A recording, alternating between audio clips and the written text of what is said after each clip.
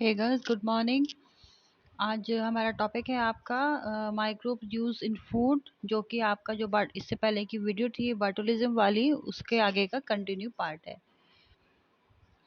इस समूह में जो बैक्टीरिया का संक्रमण मानव तथा पशुओं के मलमूत्र, मिट्टी, हवा व पानी के माध्यम से होता है। मक्खियाँ भी इस रोग को फैलाने में सहायक होती हैं। विषाक्त भोजन खाने के पश्चात 10 से 20 घंटे के अंदर दस्त होने प्रारंभ हो जाते हैं तथा प्रवाहिका व उदर में पीड़ा होती है। बासी मांस सेवन करने से रोग की संभावना प्रबल होती है। ये जीवाणु भी साधारण गर्म करने पर नष्ट नहीं होते, परंतु तीव्र ताप उन्हें नष्ट कर देता है। इस समूह के बैक्टीरिया द्वारा विषाक्त भोजन जो है पिलपिला आपका जो है और सतार वे दुर्गंध युक्त होता है, रंग भी जो है गंदा दिखता है। तो बस इस पैराग्राफ को पढ़ के ही आपको समझ में आ गया होगा कि ये जो बैक्टीरिया होते हैं वो किसके द्वारा फैलते हैं। मानव और पशुओं के मलमूत्र के द्वारा और मिट्टी, हवा व पानी के द्वारा ये इनका माध्यम होता है।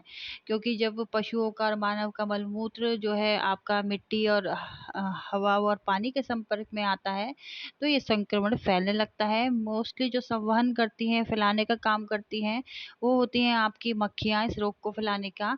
विषाक्त भोजन खाने के पश्चात जो है 10 से 20 घंटे के अंदर ही आपको जो है जो रोगी है उसको दस्त लगने प्रारंभ हो जाते हैं और जो आपकी प्रवाहिका व उदर में पीड़ा होने लगती है। जो हमारा पेट है और निचला हिस्सा है उसमें जो है आपको क्या है कि जो भी उसमें आपके पेन होना स्टार्ट हो जाता है। बासी मांस का अगर हम सेवन करेंगे तो उससे खाने से इस रोग की प्रबल संभावना होती है। मतलब जो भी बासी मांस होता है उसको खाने से मोस्टली ये वाले जो बैक्टीरिया हैं वो आपके जो है संक्रमण का खतरा ज़्यादा फैला देते हैं, परंतु तीव्र ताप जो है उन्हें नष्ट कर देता है। जब इन बैक्टीरिया से रहित जो फूड होता है, अगर हम उसको नॉर्मल टेम्परेचर पे गर्म करेंगे तो उससे वो नष्ट नहीं होंगे, लेकिन अगर तेज टेम्परेचर जो है करेंगे तो उससे क्या होगा कि आपका जो बैक्टीरिया है वो उसमें नष्ट हो जाएंगे। इस समूह के बैक्टीरिया द्वारा विषाक्त भोजन जो है पिलपिला और सतार, मतलब बहुत ही पिलपिला गुदगुदा सा हो जाएगा, लार निकलने लगेगी उसमें से और दुर्गंध युक्त हो जाएगा और रंग भी उसका अच्छा नहीं दिखेगा। फिर है आपका नेक्स्ट साल्मोनेला समूह, यानी साल्मोनेला ग्रुप। इस समूह के जीवाणु जो है मनुष्य की आंत में गंभीर रोग उत्पन्न करते हैं। साल्मोनेला समूह के जीवाणु की अनेक प्रजातियां पाई जाती हैं, परंतु इनमें सबसे अधिक जो है खतरनाक कौन सी है आपकी, साल्म टाइफोम्यूरियम। ओके गर्ल्स, तो कौन सी है इसमें सबसे खतरनाक जाति है आपकी टाइफोम्यूरियंस। रोगग्रस्त पशु पक्षियों के मांस का यदि मनुष्य सेवन करे तो उसे भी यह रोग लग जाता है। मतलब अगर ये वाला जो जीवाणु है, मोस्टली इनका जो संक्रमण है वो कहाँ होता है आपका जो है आंतों में। ये गंभीर बीमारी उत्पन्न कर देते हैं। साल्मोनेला समूह के जो जीवाणु हैं उनकी अनेक प्रजाति पाई जाती हैं, लेकिन सबसे जो अधिक अधिक खतरनाक होती है वो होती है आपकी जो है साइल्म टाइफ्यूरियम। इससे रोगग्रस्त जो पशु पक्षी होते हैं, यदि उसका मांस मनुष्य खाता है तो ये रोग उसको भी लग जाने की पूरी पूरी संभावना रहती है। मनुष्य के द्वारा विसर्जित मल से भी ये रोग फैलते हैं। इसके संवहन से मक्खियां विशेष योगदान देती हैं। जीवाणु के संवहन के बाद जो है 6 घंटे से लेकर 2 दिन तक में आपके स्वस्थ व्यक्ति को रोग के लक्षण दिखाई देने लगते हैं। आपके जो जीवाणु होता है, ये बैक्टीरिया होता है, इनका जो संवहन होता है, मतलब जो एक स्थान से दूसरे स्थान पे जाने के का जो पीरियड होता है या इसका ये कह लीजिए इस बीमारी का संक्रमण होने का काल रहता है, वो 6 घंटे से और 2 दिन तक में जो है व्यक्ति को जो है एक स्वस्थ व्यक्ति को इसमें रोग के लक्षण दिखाई देने लग जाते हैं। रोग के प्रारंभ में वमन व दस्त होते हैं। आपका अगर ये रोग स्टार्ट हो जाता है तो सबसे पहले उसमें क्या होता है, आपको वॉमिटिंग और लूज मोशन होने स्टार्ट हो जाते हैं।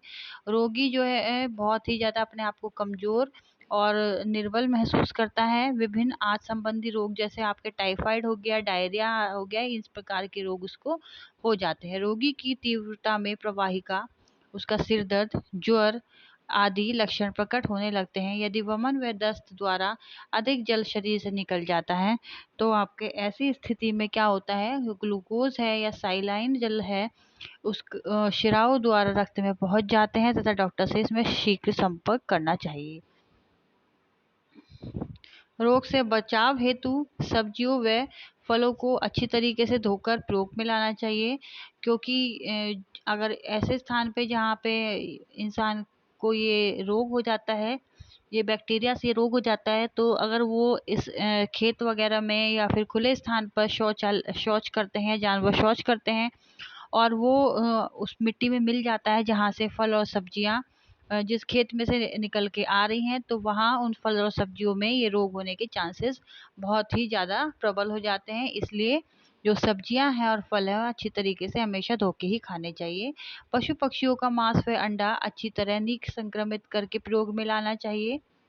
जो पशु पक्षी हैं उनका मांस जो है बिल्कुल डिसइंफेक्टेड कर देना चाहिए। ऐसा कर देना चाहिए, चाहे उसको पकाने का हो, उसको अच्छी तरीके से पकाना चाहिए। उबालना हो तो उबालना भी बहुत ही अच्छे टेम्परेचर पे, हाई टेम्परेचर पे पकाना चाहिए।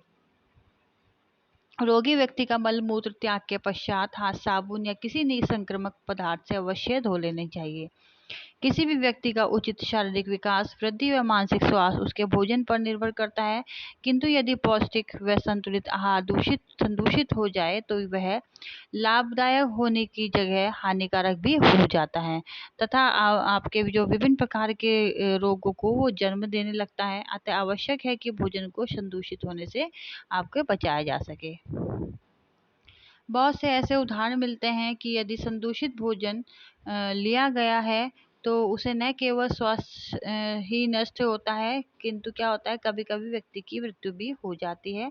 आजकल ऐसी कई सूचनाएं प्राप्त होती हैं कि बहुत सी शादी, तीज, त्योहारों में सम्मिलित होने पर भोजन प्राप्त करने से आपके व्यक्ति जो है बीमार या मृत्यु को प्राप्त हो जाता है। इसका प्रमुख कारण जो है भोजन का संदूषित होना है।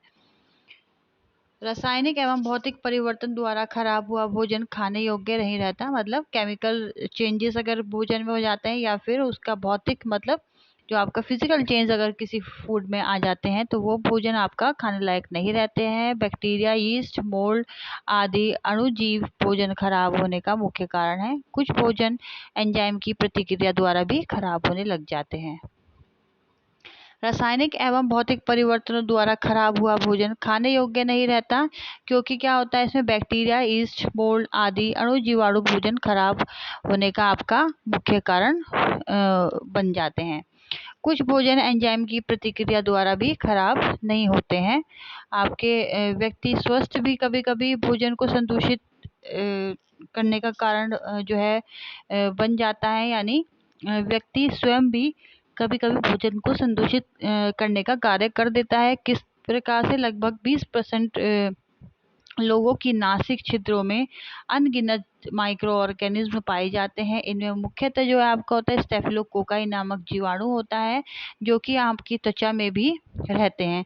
इस प्रकार कई प्रकार के संसर्ग रोग से पीड़ित व्यक्तियों द्वारा बनाए गए भोजन से भी यह रोग फैलने का डर रहता है। मतलब जो कभी कभी क्या होता है कि ये जो रोग है, कोई जरूरी नहीं है कि ये बैक्टीरिया ही फैलाए, ये इंसान खुद भी फैला देता है। अगर वो इस रोग से संक्रामक है तो उसके नाक द्वारा जो अनगिनत जो है बैक्टीरिया अंदर चले जाते हैं, और यदि जो वो रोगी जो है खाना बनाएगा तो उसके द्वारा जो है फैलने का इस रोग का डर रहता है। अतः यह स्पष्ट है कि व्यक्ति स्वयं भी भोजन को संदूषित करने के लिए उत्तरदायित्व है। इस प्रकार भोजन जो है आपका विभिन्न रोगों का कारण बनता है।